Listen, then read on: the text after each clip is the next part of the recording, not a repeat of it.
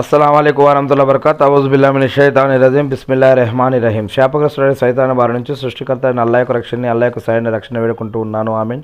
అల్లాహ్ ప్రవక్త ముహమ్మద్ సల్లల్లాహు అలైహి వసల్లం గారి పైన శాంతి సుఖాలు కురిపించండి అల్లాహ్. ఆమీన్.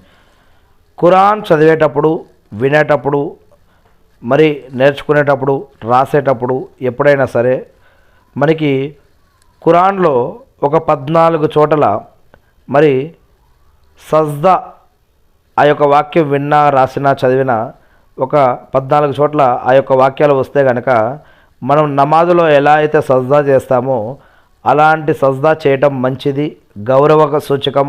అల్లా యొక్క తారీఫ్, అల్లా యొక్క ఆరాధన, మరి అల్లా పట్ల భయం, భక్తి, గౌరవ మర్యాదతోటి మరి ఈ యొక్క ఖురాన్ చదివేటప్పుడు, వినేటప్పుడు, రాసేటప్పుడు ఎప్పుడైనా సరే మరి ఇలా సజ్దా చేయటం చాలా మంచిది, చేయాలి అని చెప్పి అనేక హదీసుల్లో చెప్పడం జరుగుతూ ఉంది. అది ఆ 14 చోట్ల మనం గమనించవచ్చు.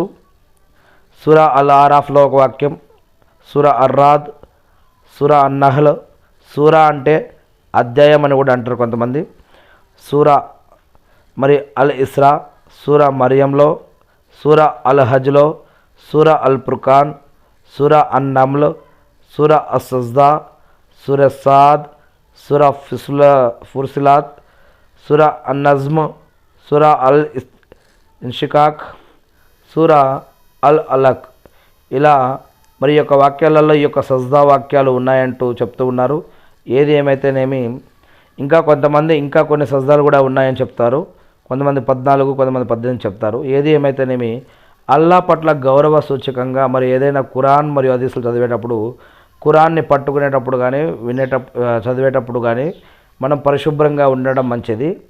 మరియు వీలైతే తహరత్తో లేదా గుసులతో ఉంటే ఇంకా మంచిది.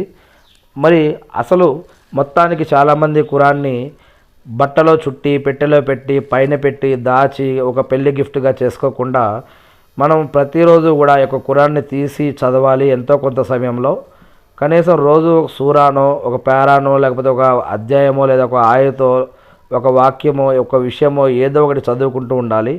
లేదా రోజు మొదటి సూరా నుంచి 114 సూరాలు రోజు కొంచెం ఒక రంజాన్లోనే కాకుండా ఇతర రోజుల్లో కూడా మనం ఎంత వీలైతే అంత ఖురాన్ చదవడం కోసం ప్రారంభించాలి. ఎందుకంటే ఖురాన్ అనేది అల్లా తాలా చెప్తున్నారు, ఖురాన్ చదవటం కూడా, వినటం, రాయటం, నేర్పటం, నేర్పియటం ఇది కూడా ఆరాధనలో భాగం, మరియు ఇది కూడా ఆధ్యాత్మికతలో భాగం.